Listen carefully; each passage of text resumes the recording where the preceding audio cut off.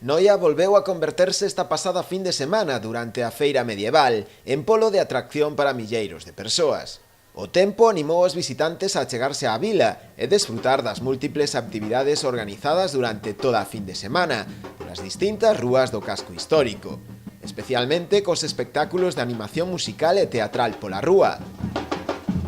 exhibicións de cetrería na Praza do Tapal ou as loitas de cabaleiros, que congregaron tamén a numeroso público.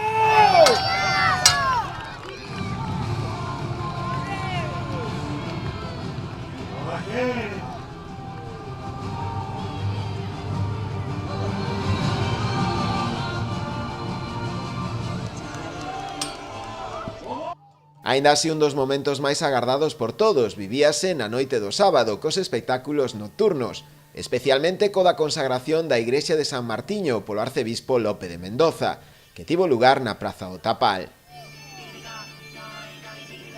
Outro dos espectáculos que tivo maior seguimento foi o de danza, era 1434, que tivo lugar na propia Praza do Concello.